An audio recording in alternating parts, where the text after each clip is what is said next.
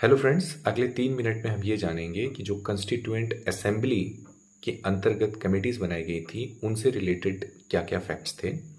सबसे पहले तो हम चेयरमैन्स के बारे में जानेंगे और थोड़ा बहुत उनकी वर्किंग के बारे में जानेंगे। बेसिक सी चीज़ है कि सबसे पहले जो मुख्य किरदार थे वो चार थे। इन चार किरदारों के नाम जवाहरलाल नेहरू, सरदार वल्लभ भाई पटेल, डॉक्टर राजेंद्र प्रसाद और बाबा साहब भीमराव अम्बेडकर।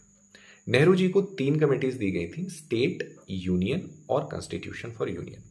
बेसिकली यूनियन की पावर के लिए उनको एक कमेटी बनाई गई थी, एक यूनियन के कॉन्स्टिट्यूशन के लिए बनाई गई थी और स्टेट्स के साथ किस तरीके से पावर्स की नेगोशिएशन होगी या जो भी वर्किंग की नेगोशिएशन होगी उसके लिए। ध्यान दीजिए, तो तीनों को रिलेटेड हैं, इस वजह से तीनों की अध्यक्षता एक ही ने की थी, वो थे जवाहरलाल नेहरू। दूसरी कमेटी, जो दो कमेटीज बनाई गई थी, डॉक्टर राजेंद्र प्रसाद के अंतर्गत थी रूल्स ऑफ प्रोसीजर्स, संविधान सभा की कार्य शैली कैसे रहेगी, कैसे असेंबली काम करेगी, उन सारी चीज़ों के लिए उन्होंने रूल्स ऑफ प्रोसीजर की कमेटी बनी थी और उसके अध्यक्ष थे डॉक्टर राजेंद्र प्रसाद। दूसरी कमेटी उनके अंतर्गत थी, वो थी स्टीयरिंग कमेटी। बेसिकली स्टीयरिंग का मतलब यूँ समझिए कि अप फ्रंट पे जो भी काम होंगे असेंबली द्वारा वो सारे उनके द्वारा निष्पादित किए जाने थे। तीसरे जो प्रमुख किरदार थे वो सरदार वल्लभ भाई पटेल थे।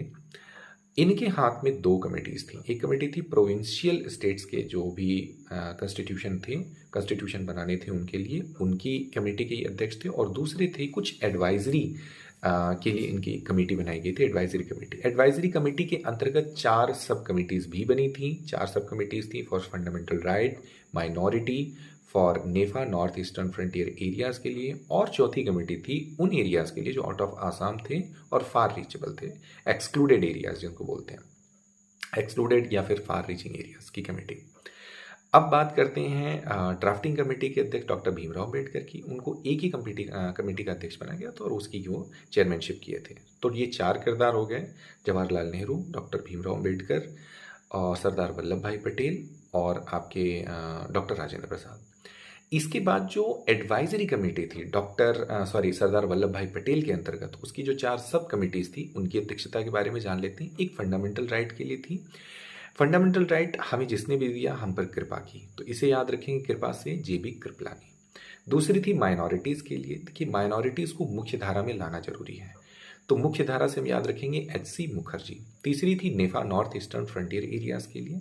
नेफा चूंकि थोड़ा दूर दराज का इलाका था, उन्हें मना बुझा कर रखना था, थोड़ा सा मतलब प्यार से उनको डील करना था। उसके लिए थी जैसे कृष्ण जी का गोपियों से कनेक्शन था, वैसे ही हमें रखना है मिस्टर गोपीनाथ बारडोलोई।